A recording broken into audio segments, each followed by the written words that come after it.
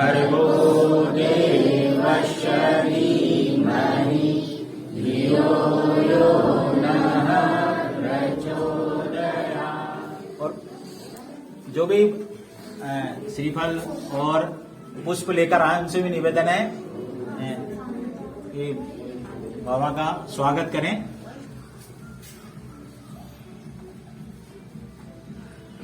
सभी पुनः आगंतुक महानुभाव का शिशु मंदिर परिवार स्वागत वंदन अभिनंदन करता है।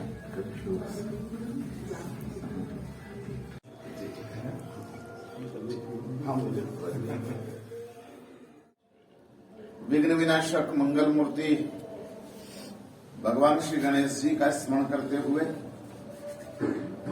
श्री हनुमान जी महाराज को प्रणाम करते हुए, वागवागेश्वरी भगवती भारती मां सरस्वती की वंदना करते हुए, इस शिक्षा की पावन साधना भूमि की पवित्र रचका मस्तक पर तिलक करते हुए और अपने सदगुरुदेव भगवान के चरणामृत और वेद वंदिता मैकल सुता शिवप्रिया भगवती मां रेवा के जल का आचमन करते हुए आज के सारस्वत अनुष्ठान में कुछ आत्मनिवेदन आप सबके बीच में रखने का सौभाग्य प्राप्त हुआ है। आप सभी के हृदय में नित्य निवास करने वाले आपके आराध्य आपके इष्ट की वंदना करता हूं और आप सभी का सहृदय स्वागत है।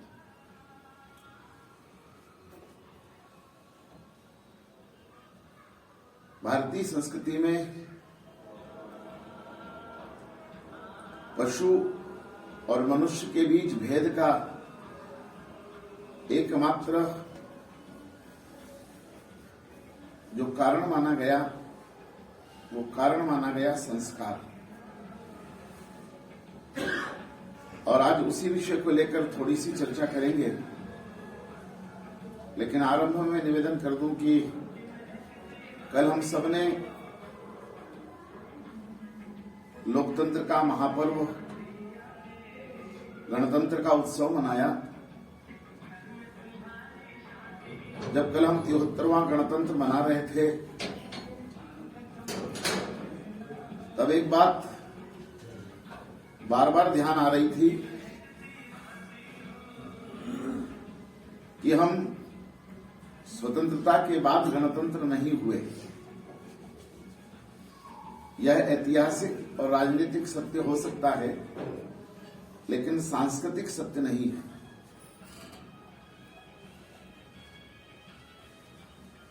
जिस देश में अनादिकाल से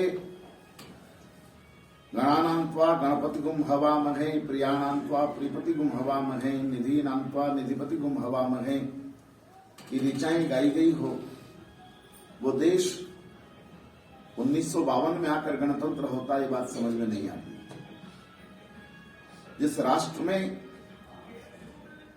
शिव जी के विवाह में भी गणपति की पूजा हुई हो, वो देश आजादी के बाद गणतंत्र हुआ होगा, ये समझ में नहीं आता। हम अनादिकाल से गणतंत्र थे, गणतंत्र है और गणतंत्र रहेंगे। ये स्वाभिमान हमारे भीतर आना चाहिए। पुष्पांजलि मंत्र में जो 8 प्रकार के राज्यों की व्यवस्था की गई, उसमें स्वस्ति साम्राज्यम भोज्यम वैराज्यम पारमेष्टि राज्यम ऐसा करके एक राडिति इति करके 8 प्रकार के राज्यों की व्यवस्था दी गई। तो हमारे वांग्मय जगत में, शास्त्रों में वे सारी चीजें हैं। अनेक देशों का संविधान का अध्ययन करने वाले भारतीय संविधान की मूल प्रति के चित्रों पर ग्रंथ लिखने वाले एक विद्वान अभी गोरखपुर में 3 दिन कथा सुनने पधारे। उन्होंने उनके ग्रंथ मुझे भेंट किए, तब मैंने उनको भी आग्रह किया कि भारतीय लोकतंत्र और भारतीय संस्कृति और हमारा संविधान, इस विषय पर आपका कोई विषय आना चाहिए, क्योंकि भारतीय परंपरा में संविधान जैसी कोई व्यवस्था नहीं थी। आज भी विश्व में ऐसे अनेक राष्ट्र हैं जिनका अपना कोई संविधान नहीं है। मैं संविधान की मर्यादा का उल्लंघन नहीं कर रहा, लेकिन भारतीय संस्कृति शास्त्र आधारित जीवन जीने का आग्रह करती है। भारत में आचार संहिता है, दंड संहिता नहीं है। और डंडा लेकर तो पशुओं को नियंत्रित किया जाता है, मनुष्यों को तो शास्त्र से ही नियंत्रित किया जाना चाहिए। लेकिन जब हम आचार संहिता और शास्त्र संहिता से दूर हो जाते हैं, तब हमें दंड संहिता की आवश्यकता लगती है। और इसलिए मेरी प्रार्थना है कि शिक्षा जगत में आने वाली पीढ़ी को आचार संहिताओं का ज्यादा परिचय कराया जाना चाहिए। और जब हम आचार संहिता का परिचय कराएंगे तो ही उनमें संस्कार आएंगे। मैं आप सबके बीच में एक प्रश्न पूछना चाहता हूं। मेरे परिवार का जुड़ा हुआ मामला है। मैं 4 पीढ़ियां मेरे घर की आपके सामने रखता हूं और फिर बात आरंभ करता हूं। हालांकि 11 बज गई है और 12 बजे मुझे कथा शुरू करना है, लेकिन मेरे दादाजी कभी विद्यालय नहीं गए, क्योंकि वो उस समय औपचारिक शिक्षा थी नहीं, फॉर्मल एजुकेशन था नहीं। मेरे पिताजी केवल 6ठी पास करके व्यवसाय में लग गए। मैंने एमएससी मैथमेटिक्स में किया और मेरा बेटा पीएचडी कर रहा है। अब मैं आप सब लोग को पूछना चाहता हूं कि हम चारों में किसकी पढ़ाई को आप पूरी समझेंगे और किसकी पढ़ाई को अधूरी समझेंगे? दादाजी की। सच में तो यह है कि किसकी शिक्षा पूरी, कब कितना पढ़ लिया जाए तो शिक्षा पूरी और कितना न पढ़ा जाए तो शिक्षा अधूरी है। ये प्रश्न जब भारतीय ऋषि परंपरा को मैं पूछता हूं तो ऋषि परंपरा कहती है कि 7 चीजें जीवन में जब आ जाए तब समझना शिक्षा पूरी है, और 7 चीजें जीवन में जब ना आए तो समझना शिक्षा अधूरी है। और वो 7 चीजें हैं विद्या ददाति विनयम। पहली चाहिए विद्या, दूसरी चाहिए विनम्रता, तीसरा चाहिए विद्या से विनय, विनय से पात्रता, पात्रता से धन, धन से धर्म, धर्म से सुख और सुख से मोक्ष। स विद्या या विमुक्त, ऐसा वेद कहते हैं। ये 7 चीजें ध्रुव जी और प्रहलाद जी में बचपन में ही आ गई, 5 वर्ष की आयु में आ गई तो उनकी शिक्षा पूरी हो गई। और रावण 72 चतुर्युगी तक पढ़ता रहा, लेकिन ये 7 चीजें, ये 7 चीजें जब आ जाए तब शिक्षा पूरी। और ये 7 चीजें जब तक जीवन में नहीं आए तब तक शिक्षा अधूरी रहती है। और इन 7 को ही लाने का प्रयत्न शिक्षा जगत में किया जाना चाहिए। और ये 7 को छोड़कर बाकी सब सिखाया जा रहा है, और इस 7 पर ध्यान शिक्षा जगत का नहीं गया आजादी के बाद। और वो कष्ट हम सब भोग रहे हैं, क्योंकि हमारे यहां 4 शब्द है, उनमें से कुछ की मैं चर्चा आपसे करता हूं। एक शब्द है शिक्षा, एक है विद्या, एक है ज्ञान। तो ये शिक्षा शब्द अध्यात्म का विषय नहीं था, शिक्षा जगत का भी शब्द शिक्षा नहीं था। हमारी सर्व दर्शनों में शिक्षा शब्द को न्याय में प्रयोग किया गया। इसलिए जब कोई व्यक्ति ठोकर खाकर सीखता है या दंड पाकर सीखता है, उसे हमारे यहां शिक्षा कही गई थी। लेकिन जो स्वाध्याय से और गुरु कृपा से मिलता है उसे विद्या कहते हैं, और जो आत्मानुभूति से मिलता है उसे ज्ञान कहते हैं। अब शिक्षा जगत में न विद्या बची न ज्ञान बचा, सब शिक्षा है। तो शिक्षा ने हमें कहा जाओ जिंदगी में ठोकरें खाओ और खुशी को। विद्या नहीं रही, ज्ञान नहीं रहा। गुरु कृपा से, गुरुमुख से जो मिलता उसे विद्या कहते हैं।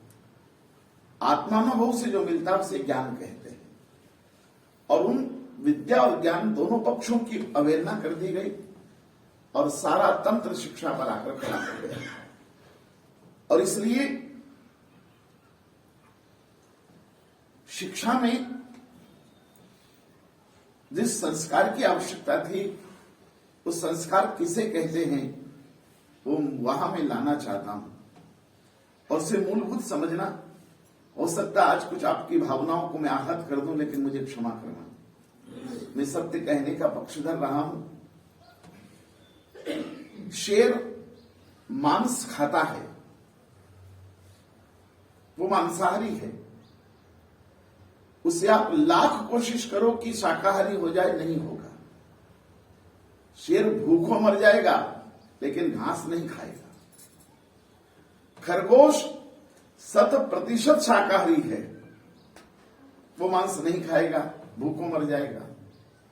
तो आप खरगोश को मांसाहारी नहीं बना सकते लाख कोशिश के बाद भी। आप शेर को शाकाहारी नहीं बना सकते। लेकिन कोई मनुष्य गलत रास्ते पर चला गया तो उसको सही रास्ते पर लाया जा सकता है। तो शेर को सही रास्ते पर क्यों नहीं लाया जा सका? खरगोश को गलत रास्ते पर क्यों नहीं ले जाया जा सका? मनुष्य ही क्यों गलत रास्ते पर जाता है और फिर सही पर आता है और फिर गलत पे चला जाता है, क्यों?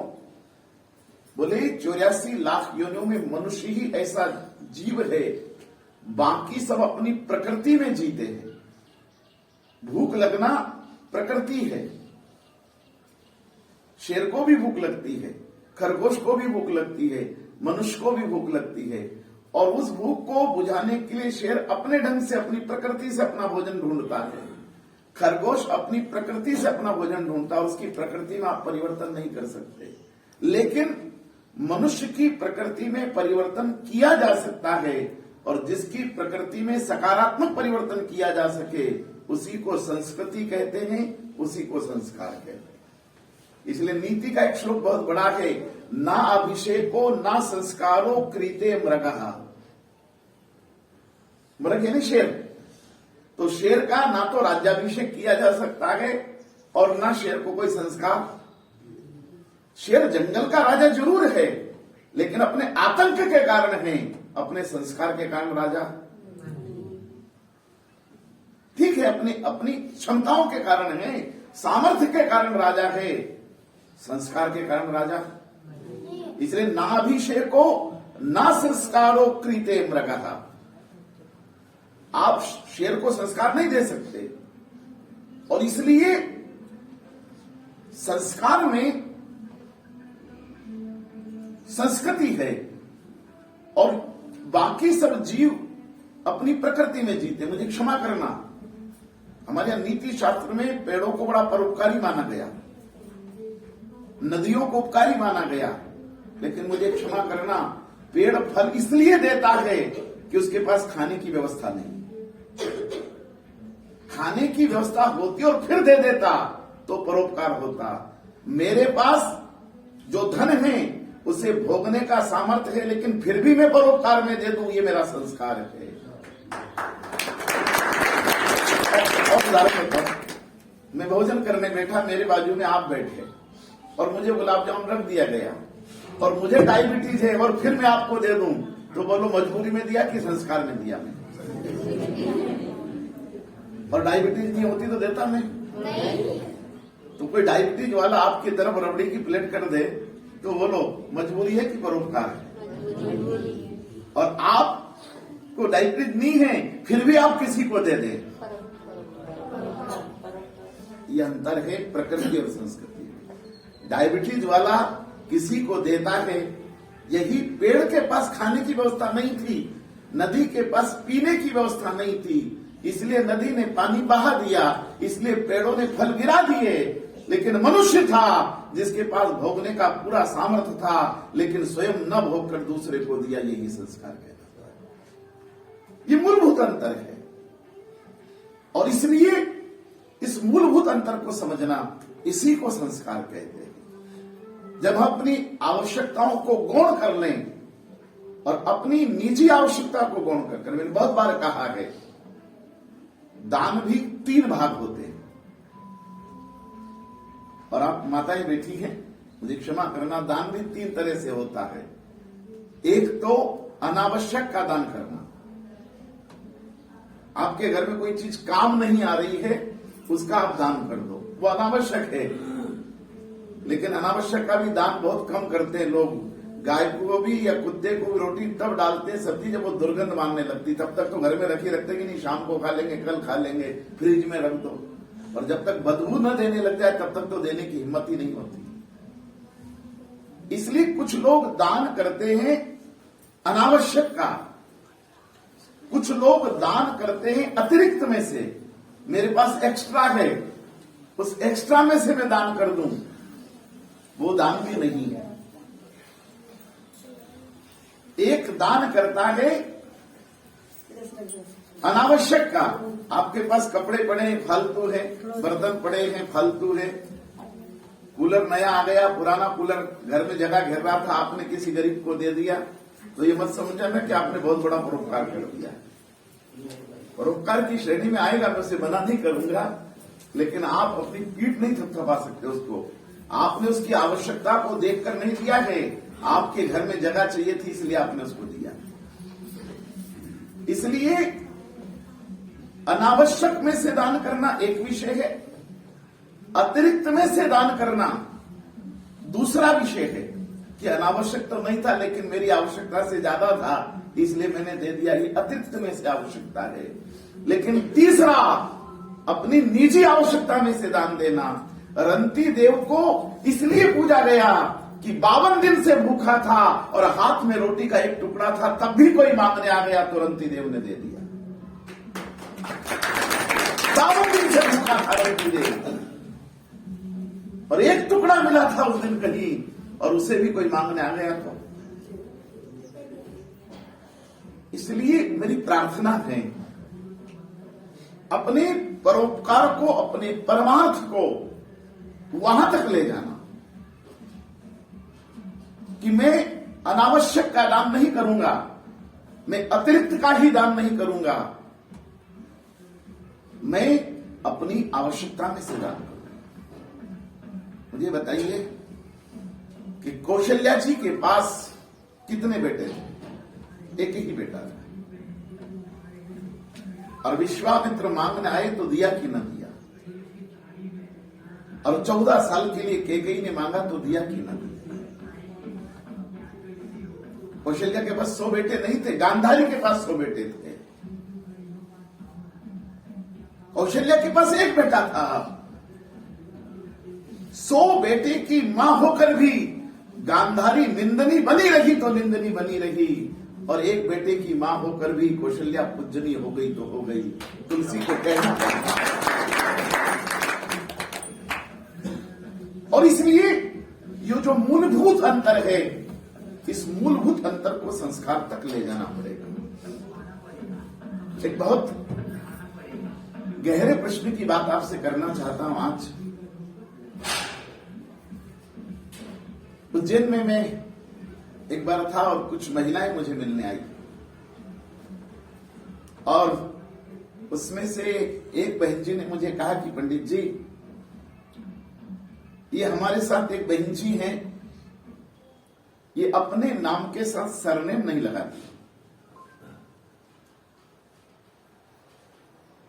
हमने कहा फिर?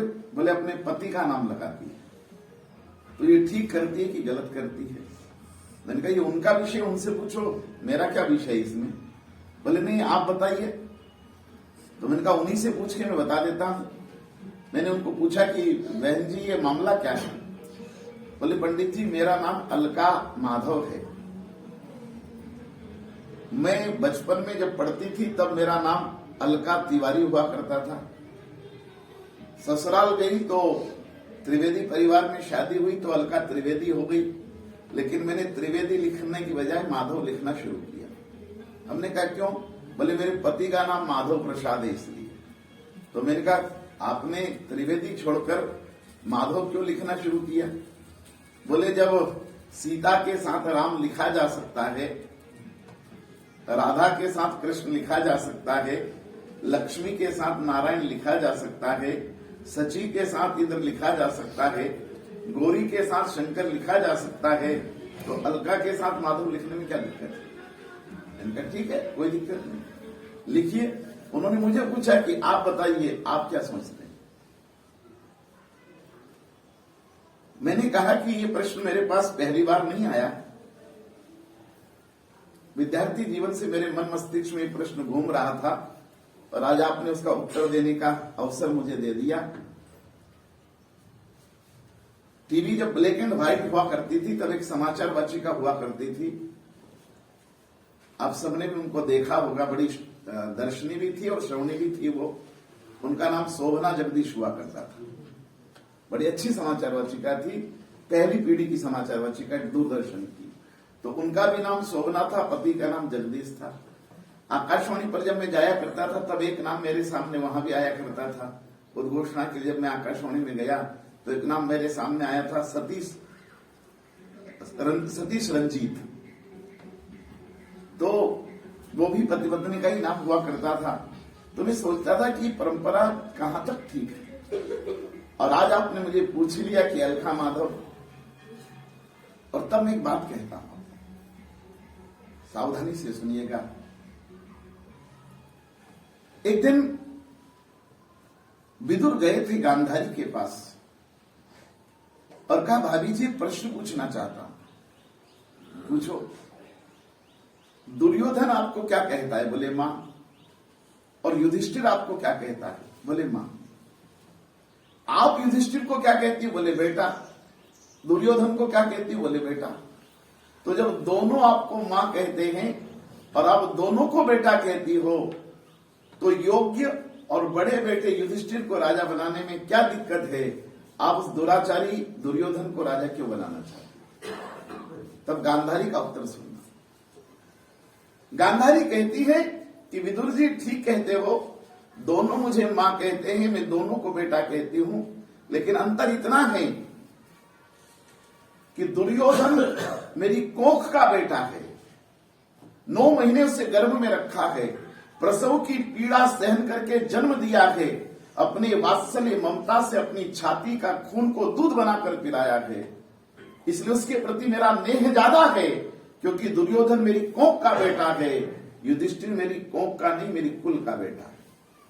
और एक मां अपने कोख के बेटे की चिंता नहीं करेगी तो कौन करेगा? ठीक यही घटना रामायण में घटती है। आधी रात को दशरथ जी मुकुट सहित अपना मस्तक कैकेयी के चरणों में रख देते और कैकेयी बस एक बात बता दे मुझे। बोले क्या? बोले राम तुझे क्या कहता है? बोले मां। भरत क्या कहता है? बोले मां। तू राम को क्या कहती? बोले बेटा। भरत को क्या बोलती? बोले बेटा। तो जब दोनों तेरे बेटे और तू दोनों मां की मां है, तो फिर बड़े बेटे को राम को राजा बनाने में क्या दिक्कत है? तब कैकेयी ने भी यही कहा था कि महाराज दोनों मेरे बेटे, कोई अंतर नहीं, लेकिन भरत मेरी कोख का बेटा है, वो मेरे रक्त से बना है, उसे गर्भ में पाला है मैंने, प्रसव की पीड़ा सहन करके जन्म दिया है, छाती के खून को दूध बनाकर पिलाया है, और अपनी कोख के बेटे की चिंता मैं नहीं करूंगी तो कौन करेगा? और तब मुझे बताइए कि यहां कहां गलत है गांधारी और कैकेयी? और अगर वाल्मीकि को आपत्ति हो सकती है, मेरे बाबा तुलसी को आपत्ति हो सकती है, वेद व्यास को आपत्ति हो सकती है, लेकिन सिराली के लोगों को क्या आपत्ति थी कि आपने आज तक अपनी बहन बेटियों के नाम गांधारी और कैकेयी नहीं रखे? है आपके यहां कोई सिराली में कैकेयी है कोई गांधारी? एक मां अपने बेटे के लिए संघर्ष करती है, लड़ती है, उसके अधिकारों की रक्षा करती है, इसमें एक मां क्या गलती कर रही है?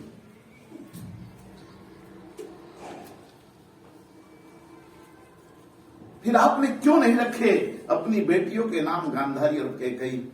मेरी बात समझ में आ जाए तो यहां से जाके रख लेना। क्यों नहीं रखे? और यही बात मैंने अलका माधव को कही थी। और तब मैं एक प्रश्न आपके बीच रखता हूं, क्या कैकेयी और गांधारी सही है? अपने बेटों की रक्षा के लिए खड़ी है, प्राणपण से खड़ी है, तो क्या गलती कर रही है? उनकी एक ममता, उनका वात्सल्य क्या गलती कर रहा है? क्यों नहीं रखे हमारे पूर्वजन उनके नाम? मैं देवास में कथा कर रहा था, तब पॉलिटेक्निक कॉलेज के हेड ऑफ द डिपार्टमेंट एक श्रीमान ने मुझे कहा कि पंडित जी केकई की इतनी आलोचना मत करो, ठीक नहीं है। तो मैंने कहा भाई साहब, आपकी पोती को जानता हूं, उसका नाम 10 साल की है, उसका नाम केकई रख लो, मैं मूर्ति बनाकर केकई की पूजा करूंगा। बोले पंडित जी ये नहीं हो सकता। तो मैंने कहा हमसे भी मत उम्मीद करो, नहीं हो सकता, आप रख लो अपनी पोती का नाम। तो आपने क्यों नहीं रखा केकई अपनी बेटियों के नाम? आइए विचार करते हैं, और वो प्रसंग पर्याप्त हो जाएगा मुझे लगता है आज के लिए। आपने कभी मुर्गी को अंडा सेते देखा है? मुर्गी अपने अंडे पर बैठती है और अपने शरीर की उष्मा से उसमें से चूजा प्रकट करती है। इतना नहीं तो एक बकरी कटीली झाड़ी खाकर उससे जो दूध बनता वो अपने बच्चे को पिलाती है। इतना नहीं तो एक चिड़िया एक एक दाना चुग कर लाती है और अपने मुंह में रखती है और उसे गलाकर अपने बेटे के मुंह में देती है। फिर उड़कर जाती है, मई जून की गर्मी में फिर एक दाना लाती है, फिर मुंह में रखकर गलाती, फिर अपने बेटे के मुंह में रखती है। और एक चिड़िया एक एक दाना लाकर अपने बच्चे को तब तक चुगाती रहती है जब तक कि उसका बच्चा उड़ना ना सीख जाए। इतना नहीं तो एक बंदरिया अपने बच्चे को पेट से चिपका कर छलांग लगाती है और तब तक बच्चे को पेट से चिपका कर रखती है जब तक उसका बच्चा कूदना ना सीख जाए। लेकिन इतना नहीं तो एक बिल्ली अपने बच्चे को मुंह में दबाती है और 7 घरों में घुमाकर बड़ा करती है। लेकिन अब मेरा सवाल है कि एक बिल्ली ने बच्चे को 7 घरों में घुमाया, एक बदरिया ने अपने बच्चे को पेट से चिपका कर छलांग लगाई, एक चिड़िया ने एक एक दाना लाकर अपने बच्चे को चुगाया। लेकिन दुर्भाग्य से मान लो बिल्ली मर जाए, कोई बिल्ली को डंडा मार दे और वो मर जाए और उसके बच्चे छोटे छोटे किसी घर में पड़े हों, कोई दूसरी बिल्ली आती है उसके बच्चे को 7 घर में घुमाने के लिए। कोई बंदरिया कूदे और मर जाए, उसका बच्चा गिर जाए, कोई दूसरी बंदरिया आती है उसको पेट से चिपकाने के लिए। एक चिड़िया मर जाए, उसके बच्चे घोंसले में रह जाए, कोई दूसरी चिड़िया जाती है उसके बच्चे को मुंह में दाना देने के लिए। इसलिए जो केवल अपने कोख के बच्चों तक का लालन पालन कर सकती है, उनकी चिंता करती है, वे केवल केकई और गांधारी हो सकती है जो पूरे कुल की और परिवार समाज की चिंता कर सकती है। केकई और गांधारी की पूजा इसलिए नहीं की भारत के लोगों ने कि तू केवल जननी हो सकी, मां नहीं बन सकी। और जननी और मां में अंतर है। जननी केवल कोख का ध्यान रख सकती है, मां सबका ध्यान रखती है। और इसलिए जननी होना बहुत साधारण घटना है, 9 महीने की घटना है, प्राकृतिक घटना है, और कभी कभी तो जननी होना एक्सीडेंटल घटना है। फिर जाते रहते हैं अस्पताल डॉक्टर साहब के पास एवर्शन करने के लिए। इसलिए जननी होना शारीरिक घटना है, केवल 9 महीने की घटना है। मां बनने में 19 साल लग जाते हैं। जननी बनना 9 महीने का काम है, लेकिन मां बनना, और जननी केवल उसकी हो सकती है जिसने कोख के बेटे को जन्म दिया हो, मां किसी की भी हो सकती है। इसलिए अपने बेटे बेटी को पढ़ा लेना जननी का काम है, लेकिन सिरानी के हर बच्चे को शिक्षा मिले ये मां का काम है।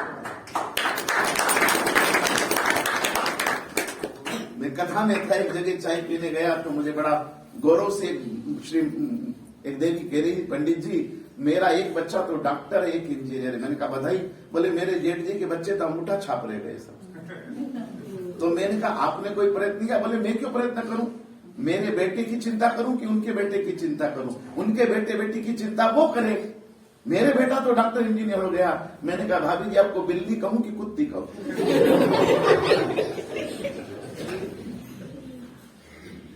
अब उम्मीद करती हो कि तुम्हारे बेटे वेल क्वालिफाइड हो गए, ये ब्राह्मण का बेटा 100 का नोट रख ले तेरे पास, नहीं चाहिए तेरा तिलक का 100 का नोट। लेकिन मैं भारतीय संस्कृति से समझौता नहीं कर सकता।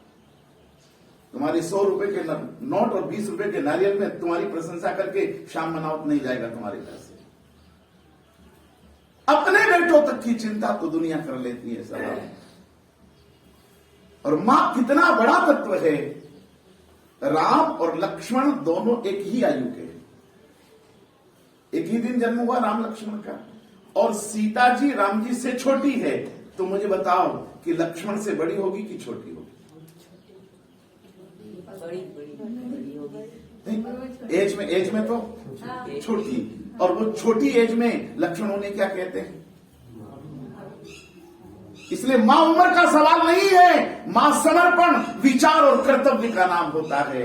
मां ना कोख का नाम है, ना काया का नाम है, ना उम्र का नाम है। वो लक्ष्मण की मां बन सकी इसलिए उसे वैदेही कहा गया। देही तो कैकेयी सुमित्रा थी उसकी।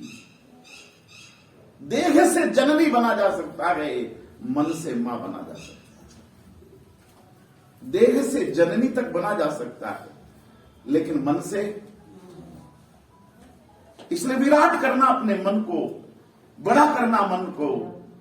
इस जिंदगी में केवल 2 और 4 लोगों के लिए ही, 2 बच्चों के लिए की शिक्षा को पूरी कर कर आप सोच लो कि हमने अपने कर्तव्य की तीसरी कर ली, तो मुझे क्षमा करना। कैकेयी भी अपने बेटे के राज दिलाने में बदनाम हो गई, और गांधारी भी अपने बेटे के लिए नहीं बदनाम हो गई। इसलिए जो कोख तक सीमित रहा वो कभी पूजनीय नहीं रहा। और इसलिए मुझे अपने जीवन की एक घटना बहुत भूलती नहीं। जब देश की बहुत विख्यात नाम पत्रिका, हिंदी की शीर्षस्थ पत्रिका कादंबनी ने मुझे 94 का अवार्ड दिया। देश का पहला अवार्ड मुझे मिला 94 में कादंबनी का। और मैं उन दिनों ग्वालियर हुआ करता था, उन्होंने ग्वालियर में ही कैंप किया था कादंबनी में। तो राजेंद्र अवस्थी जी मुझे मिलने आए।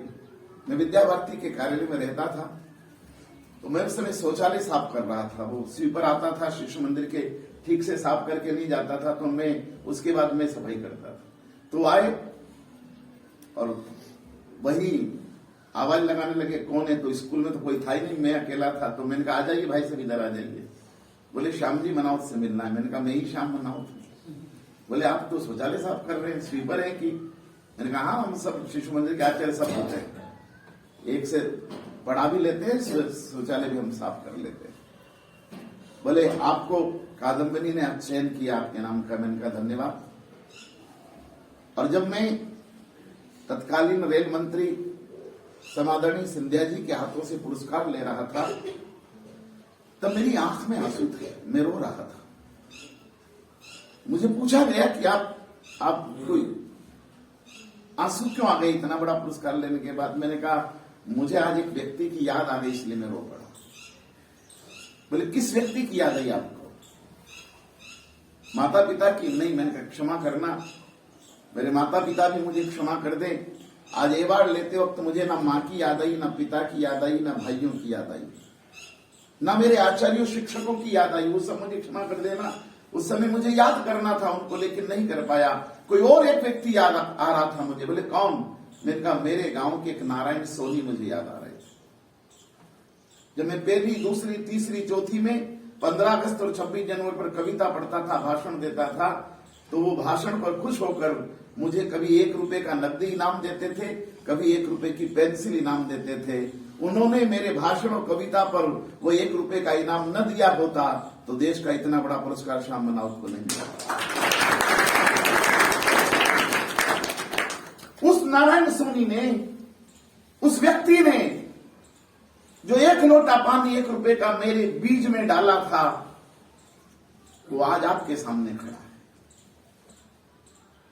जब मैं बोलता हूं और कोई कहता कि पंडित जी आपने बहुत अच्छी बात कही, तब मुझे बार बार वो नारायण सोनी याद आते हैं कि 15 अगस्त 26 जनवरी पर वो मजदूर आदमी थे, बड़े आदमी नहीं थे, लेकिन उनका स्वभाव था कि 15 अगस्त 26 जनवरी पर जो भी बच्चा अच्छा कविता भाषण बोलता था उनको पुरस्कार देते थे।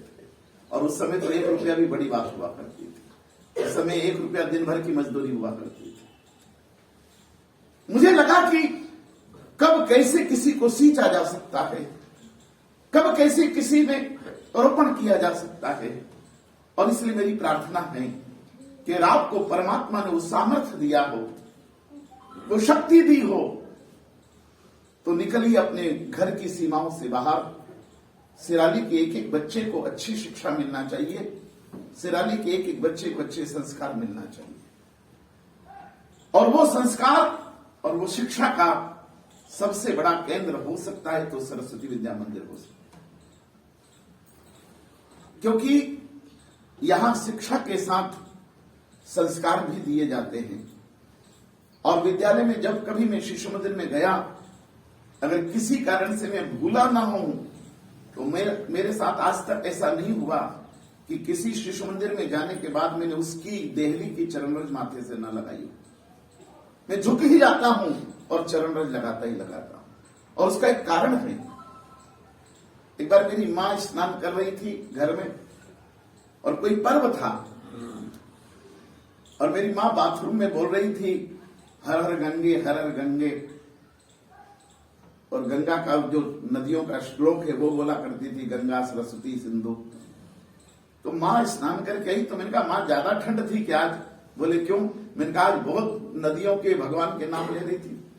बोले नहीं नहीं, आज पूर्णिमा थी ना, और माघ की पूर्णिमा, और इसलिए नाम मैंने गंगा मैया का लिया। मैं तो रोज लेती हूँ। बोले मैंने कहा इससे होता क्या है? बोले गंगा तीर्थों का स्नान करना चाहिए परों पर, लेकिन मैं तीर्थ में ना जा पाई, तो मैंने सोचा यहीं ले लूं, तो यही गंगा मैया आ जाएगी।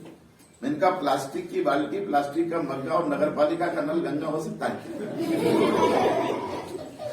मां ने कहा नहीं नहीं, भाव है तो कोई अभाव नहीं है, भाव है तो कोई अभाव नहीं है, भाव होता भगवान भी आ जाता है। बोले तो भाव से करो तो आ जाता है। मैंने मां को कहा कि मां, अगर आपके कहने से गंगा बाल्टी में आ जाती है, तो मेरे सरस्वती शिशु मंदिर में तो रोज 300 बच्चे पवित्र भाव से रोज बोलते हैं, गंगा सरस्वती सिंधु ब्रह्मपुत्र कावेरी यमुना रेवा कृष्णा गोदा महानदी। रोज पवित्र नदियों का स्मरण शिशु मंदिर में किया जाता है। यहाँ रोज बच्चे अयोध्या मथुरा माया काशी काशी का मंत्र रोज बोलते हैं। यहाँ ब्रह्मा मुरारी स्पंदकारी भानु शशि भूमि सुतो बुधश्च शुक्र शनि राहु केतवा सर्वे ग्रह, इन सब के नाम शिशु मंदिर के वो बच्चे लेते हैं। और हम ब्राह्मण तो भगवान का नाम आपके दिए गए पैसे से स्वार्थ के कारण लेते हैं, लेकिन हमारे बच्चे तो निर्मल मन से यहां भाव लेते हैं। और अगर एक ब्राह्मण आपसे पैसे लेकर जाप करे तो आपका शनि ठीक हो जाता है, तो अगर इतने बच्चे पवित्र भाव से लेते होंगे, तो क्या शिशु मंदिर में गंगा की तरंगे नहीं आती? तरंगे नहीं आती होगी? क्या यहाँ अयोध्या मथुरा माया काशी का आशीर्वाद नहीं बरसता होगा? क्या यहाँ नवग्रह की स्तुति के कारण, जहां रोज गायत्री मंत्र पढ़ा जाता हो, जहां रोज ओकार का नाद होता हो, जहां रोज भारत मां की जय बोली जाती हो, जहां रोज सरस्वती के सामने दिया जलाया जाता हो, इसलिए और किसी के लिए ईट गारे का भवन हो सकता है, श्याम मनावत के लिए तो सदा ये तीर्थराज प्रयाग था, तीर्थराज प्रयाग है और तीर्थराज प्रयाग रहे। तीर्थराज प्रयाग है। मैं 3 साल से शिशु मंदिर के प्रदेश कार्यालय में नहीं गया हूं, लेकिन कोई ऐसा महीना नहीं गया जहां मैंने शिशु मंदिर की मिट्टी माथे से नहीं लगाई हो। जब शिशु मंदिर मुझे दिखता है तो मेरा तीर्थराज प्रयाग है। वहां से संस्कार मिले हैं, वहां से चेतनता मिली है। मैं गांव में गया था शिशु मंदिर में, तो पटेल साहब के ग्वाड़े में लगता था वो, वहां उस समय बिल्डिंग नहीं थी, तो भैंस छूट जाती थी, फिर उनके कर्मचारी उसकी सफाई कर देते थे, तब वहां बच्चे बैठते थे। हमने शिशु मंदिर ऐसे चलाए हैं। आप तो बहुत अच्छे भवन में बैठ रहे हो, ये सिराली के बड़े लोगों की कृपा है आप पर, आप तो बहुत अच्छे भवन में बैठ रहे हो। हमने ग्वाड़ों में स्कूल चलाए, हमने फल के डिब्बों पर बैठकर शिशु मंदिर में पढ़ाया है। हमारे पास इतनी कुर्सियां नहीं होती थी जो सोफा सेट, उन दिनों में हमने पढ़ाया शिशु मंदिर में। भोपाल में जब मैं प्राचार्य होकर गया, तो मैं एक गर्ग आचार्य जी मेरे सहायक हुआ करते थे। मैं पहली बार वहां प्राचार्य हुआ, तो मैंने कहा आपके घर चलना। बोले कल ले चलूंगा। फिर कल कहा, बोले परसों ले चलूंगा। फिर कहा गुरुजी आचार्य जी 2 दिन बाद, वो 8 दिन टालते रहे। मैंने कहा कंजूस आदमी लगता है, चाय भी पिलाना नहीं चाहता। तो मैं अचानक उनके घर पहुंच गया, किसी दूसरे को साथ लेकर। मैंने देखा बरसात में उनका बच्चा पॉलिथीन में लिपटा बस रखा था पलंग पर, पानी चू रहा था, घर में ईंटें रखी थी जिसमें सीलन ही सीलन थी। मैं पहुंचा तो रो पड़े, बोले आचार्य जी ऐसा घर था इसलिए आपको दिखाने के लिए नहीं लाता था। मैंने दंडवत प्रणाम किया उसको कि तेरे कारण ये पीढ़ियां तैयार होगी। कभी हुए होंगे वशिष्ठ, कभी हुआ होंगे विश्वामित्र, ये आज की पीढ़ी के वशिष्ठ और विश्वामित्र। अन्यथा 1000-1500 रुपए में कोई बच्चे पढ़ा रहा है? ये तपस्या है, ये साधनाएं हैं, और इन साधना और संस्कारों में से शिशु मंदिर ऊपर उठकर आया है। इसलिए मेरी प्रार्थना है शिक्षा के केंद्र को तीर्थभूमि मानना। आपके गांव में बहुत मंदिर बनाए हैं, बड़े बड़े मंदिर हैं। सिराली तो मंदिरों के ही कारण जाना जाता है। लेकिन मुझे क्षमा कर देना, मेरी दुकानदारी मंदिरों से चलती है, मैं मंदिरों की निंदा नहीं कर सकता। लेकिन मंदिर में आपने वो मूर्ति रखी है जो जयपुर से लाई गई है, पाषाण की है, और मेरे जैसे किसी ब्राह्मण ने उसमें प्राण प्रतिष्ठा की है। लेकिन शिशु मंदिर में वो बच्चे आते हैं, वो प्रतिमाएं किसी मूर्तिकार ने नहीं बनाई है। शिशु मंदिर में जो बच्चे वो भगवान की बनाई गई प्रतिमा है, और उन्हें प्राण प्रतिष्ठा भी भगवान ने कर दी। और ये इन्हीं प्रतिमाओं में से एक दिन कोई विवेकानंद निकलेगा, इन्हीं में से किसी दिन कोई महर्षि अरविंद निकलेगा, इन्हीं में से कोई किसी दिन कोई गौतम निकलेगा, कोई बुद्ध निकलेगा, कोई महावीर निकलेगा। और हो सकता है अगर सिराली की कोई मां देवकी और कौशल्या हो तो हो सकता है इसी में से कोई राम और कृष्ण भी निकल सकता है। इसलिए शिक्षा का केंद्र कभी छोटा मत समझना। किसी यज्ञ में दिया गया दान, किसी मंदिर में दिया गया दान, किसी कथा में दिया गया दान से लाख गुना होता है किसी शिक्षा के केंद्र को दिया गया। और इसलिए शिक्षा के केंद्र को दिया गया दान सहस्त्रों गुना होता है। जहां आने वाली पीढ़ी को गढ़ा जाता है और वर्षों तक आने वाली पीढ़ियां यहां गढ़ी जाएगी। एक बात कहकर मैं विदा होना चाहता हूं। ठाकुर रामकृष्ण परमहंस ने एक शिक्षा का केंद्र बनाने के लिए, अध्यात्म जगत का केंद्र बनाने के लिए एक जमीन खरीदी थी। रामकृष्ण परमहंस चाहते थे वहां एक बड़ा आध्यात्मिक केंद्र बने शिक्षा का। और उसी समय बंगाल में बड़ा भीषण अकाल आया। तो स्वामी विवेकानंद जी ने कहा कि इस जमीन को बेच देना चाहिए। उनके साथी सन्यासी ने पूछा क्यों? बोले जब लोग बीमारी से मर रहे हैं तो उनके इलाज के लिए पैसे हमारे पास नहीं, तो इस जमीन को बेचकर पैसे लगा दो लोगों। कुछ लोग तैयार हो गए, हाँ बेच देते हैं, लेकिन कुछ सन्यासियों ने मना कर दिया। बोले नहीं, ये गुरुदेव के हाथों से खरीदी हुई जमीन है, इसे नहीं बेचा जाएगा। उसके बाद ठाकुर चले गए थे। उस समय की घटना है। मुझे उनके आश्रम के लोगों ने ही ये कथा सुनाई है। तो स्वामी जी चाहते थे विवेकानंद जी की ये जमीन बेचकर इलाज कराया जाए लोगों का। कुछ सन्यासी चाहते थे नहीं बेचने देंगे। तो स्वामी जी ने कहा एक काम करते हैं, माता जी से आज्ञा ले लेते हैं, वो जो आदेश कर देगी वो पालन कर लेंगे। सब लोग शारदा मां के पास गए। मां ने कहा क्या बात है? स्वामी जी ने कहा कि मां हमारे रामकृष्ण मिशन के पास अब पैसे नहीं हैं लोगों के इलाज कराने के, और लोग बीमारी से मर रहे हैं, तो मैं चाहता हूं ये जमीन बेचकर हम लोगों की जान बचा लें। मां ने कहा बहुत अच्छा काम है, लोगों की जान बचना ही चाहिए, बड़ी मूल्यवान होती है जान। तो कहा मां ये बेच दे जमीन। मां ने कहा विवेकानंद एक बात बता बेटा, इस जमीन को बेचकर जो पैसा आएगा उससे कितने लोगों की जान बचा सकेगा? बोले मां 100-200 लोगों की जान तो बची जाएगी। बोले इसे नहीं बेचा गया और बीमारी तो आज नहीं कल खत्म हो ही जाएगी, और जब ये तुम्हारे गुरुदेव का केंद्र चलेगा, इस पर अध्यात्म की साधनाएं होगी, शिक्षा दी जाएगी, तो कितनी आत्माओं का कल्याण हो जाएगा। यहाँ से स्वामी जी ने कहा शताब्दियों तक चलेगा ये अनुष्ठान, तो लाखों आत्माओं का उद्धार हो जाएगा। तो मां ने कहा कि 100 जान बचाना ज्यादा ठीक है कि लाखों आत्माओं का कल्याण करना ज्यादा ठीक है। स्वामी जी ने प्रणाम करके निर्णय कर लिया कि ये शिक्षा की भूमि यूं नहीं बेची जाएगी, प्राणों से भी ज्यादा मूल्यवान होती है भूमि की। अन्यथा बहुत भूमियां जहां ठेके खुलते हैं, बहुत भूमियां हैं जहां बैठकर लोग सट्टे खेलते हैं, बहुत भूमियां होती जहां लेकर लोग झगड़े करते हैं। वे भूमि मूल्यवान और पुण्यवान हुआ करती है जिस भूमि पर आने वाली पीढ़ियां गढ़ी जाती है। और इसलिए यहाँ की एक एक ईंट, यहाँ का सीमेंट का एक एक दाना, यहाँ लगी बालू की एक एक रेत बहुत पुण्य करके आई होगी जब ये दीवारें भी सरस्वती वंदना सुनती हो,